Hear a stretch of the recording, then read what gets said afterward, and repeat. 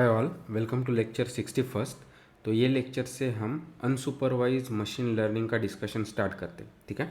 तो अभी तक हमने देखा कि मशीन लर्निंग में मेन 3 सब टाइप्स है, राइट। एक तो सुपरवाइज लर्निंग, दूसरा अनसुपरवाइज लर्निंग और तीसरा रीइंफोर्समेंट लर्निंग। तो लास्ट लेक्चर्स में यानी अभी तक हमने जो भी डिस्कस किया वो हमारा मेन फोकस था उसका फर्स्ट सब टाइप, जो बेसिकली सुपरवाइज लर्निंग था। ठीक है। तो सुपरवाइज लर्निंग में क्या होता था, हमारे पास डेटा के साथ साथ उसका ट्रू लेबल भी होता था और फिर हम उसको ट्रेन करते थे और फिर नए एग्जाम्पल के लिए हम वो ट्रू लेबल प्रेडिक्ट करने की कोशिश करते थे। ठीक है। लेकिन अनसुपरवाइज लर्निंग में क्या होता है, हमारे पास अभी सिर्फ डेटा पॉइंट्स है, उसके ट्रू लेबल्स नहीं है। ठीक है। तो अभी हम देखते हैं कि हम अनसुपरवाइज लर्निंग को किस तरह से टैकल कर सकते हैं, उसके कौन से एल्गोरिदम्स है एंड सो ऑन। ठीक है।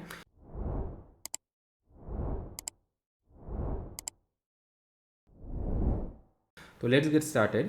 तो जैसे हम बात कर रहे हैं कि अनसुपरवाइज लर्निंग ये मशीन लर्निंग का ही एक टाइप है जहाँ पे हमारे पास सिर्फ फीचर्स है और ट्रू लेबल्स नहीं है। ठीक है।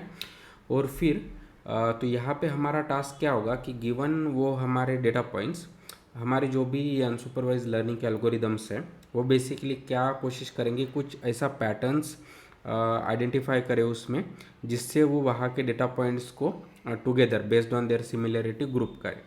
ठीक है। तो ये मेन ऑब्जेक्टिव रहेगा, तो इसको अभी हम डिटेल में डिस्कस करते हैं वन बाय वन। ठीक है। तो सबसे पहले तो इसको विजुअलाइजेशन से अंडरस्टैंड करते हैं कि से फॉर एग्जांपल क्लासिफिकेशन में क्या होता था कि हमारे पास 2 डिफरेंट टाइप के डेटा पॉइंट्स है, राइट।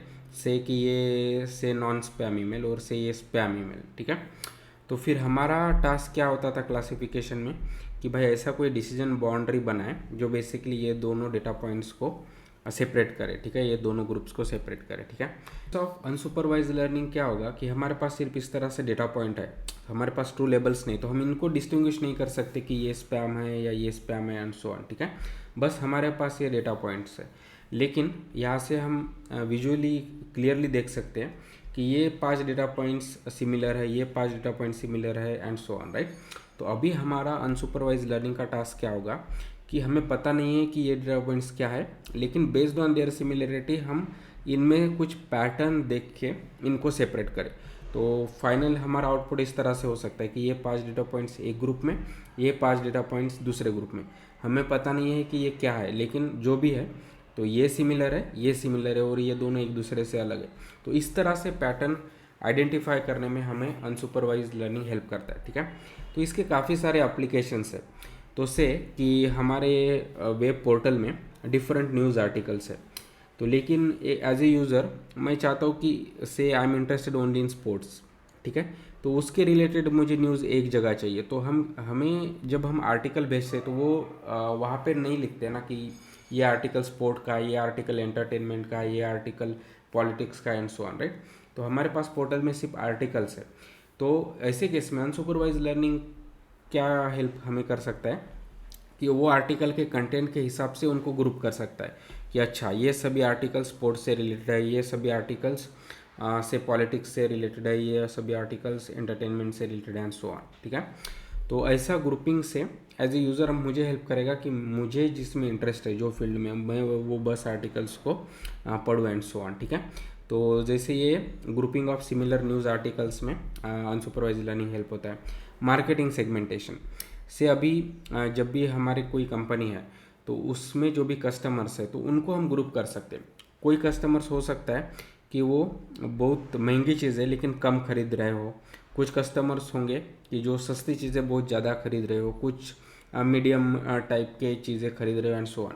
तो इस तरह से हम कस्टमर को डिवाइड कर सकते हैं डिफरेंट ग्रुप में, और फिर बेस्ड ऑन दैट हमारे जो भी मार्केटिंग स्ट्रैटेजी है हम यूज़ करेंगे। तो कौन से कस्टमर को कौन सा प्रोडक्ट रिकमेंड करना है, उसके लिए हो सकता है कि हम उनको पहले तो डिवाइड करेंगे सेगमेंट में।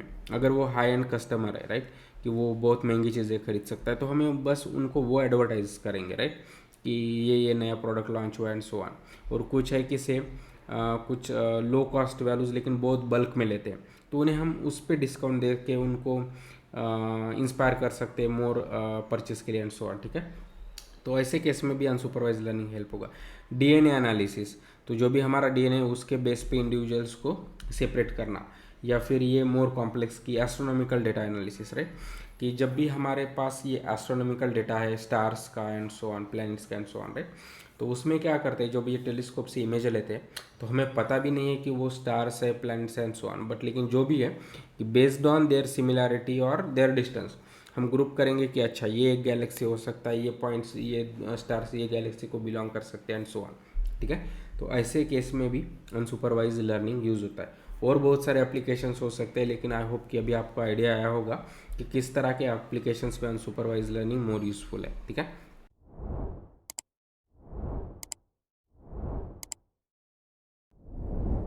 अभी आप कन्विंस हो गए होंगे कि अनसुपरवाइज लर्निंग काफ़ी इंपॉर्टेंट है, काफ़ी उसके एप्लीकेशंस है।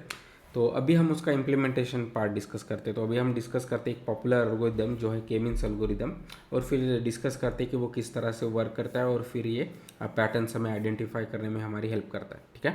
तो अगेन इससे इस तरह से हमारे पास कुछ डेटा इनपुट्स है, हमारे पास ट्रू लेबल्स नहीं है यहाँ पे, इस तरह से बस हमारे पास कुछ डेटा पॉइंट्स है।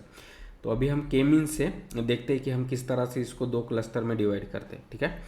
तो के मीन का पहला स्टेप क्या होता है कि जो भी डेटा पॉइंट्स है उसमें से अगर हमें जितने भी नंबर ऑफ क्लस्टर चाहिए उतने सेंट्रॉइड्स वो सिलेक्ट करेगा रैंडमली, ठीक है। तो से फॉर एग्जांपल हमें यहाँ पे दो क्लस्टर चाहिए, तो से उसने दो डेटा पॉइंट्स को कह दिया कि अच्छा ये दो मेरे इनिशियल सेंट्रॉइड्स है, तो ये हमारा स्टेप 1 हो गया, ठीक है। तो ये एक पॉइंट और ये दूसरा डेटा पॉइंट, ओके, तो ये हमारे दो सेंट्रॉइड होंगे, ओके। तो स्टेप 2 में क्या करेगा कि जो भी हमारे सेंट्रॉइड है उसके क्लोजेस्ट डेटा पॉइंट्स वो उसको असाइन करेगा, ठीक है। तो ये हमारा एक सेंट्रॉइड था, ये एक सेंट्रॉइड था, ठीक है। तो इसके क्लोज जो भी डेटा पॉइंट्स है, ये जो भी हमने येलो से मार्क किया ये इसके क्लोज है, राइट, तो वो सब ये क्लस्टर को असाइन हो गए। सिमिलरली इसके क्लोज शायद ये पॉइंट्स है, तो ये सभी इसको असाइन हो गए, ठीक है। तो इस तरह से हमें एक क्लस्टर मिल गया, ठीक है। तो अभी नेक्स्ट स्टेप क्या होगा कि अभी हमारे पास ये जो भी दो दो डेटा पॉइंट सेपरेट हो गए, तो अभी उसके बेस पे हमारे सेंट्रॉइड्स रीअरेंज करेगा, ठीक है। तो ये फॉर एग्जांपल ये जो भी येलो डेटा पॉइंट्स है तो उसका वो एवरेज लेगा या मीन लेगा, और फिर उसमें जाके हमारा बेसिकली सेंट्रॉइड मूव हो जाएगा, ठीक है। तो हमारा इनिशियल सेंट्रॉइड ये येलो पॉइंट था, अभी वो मूव यहाँ पे हो गया, ठीक है।